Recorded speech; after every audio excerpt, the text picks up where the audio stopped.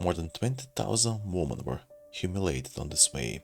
You wonder why? After France was liberated from the Nazi occupation in 1944 and the Allied force entered Paris, they found not only German leftovers but a large number of French collaborators who were working with the occupier. Mostly they were women, some of them were lovers of the German soldiers. Some were giving important information about the enemy, and their punishment was harsh. They were dragged from their homes and publicly humiliated in front of the whole crowd who were cheering on this act. Many were marked with swastikas in a sign of revolt. What do you think? Is this the real punishment for these women who were trying to survive the war on their own terms? Or what?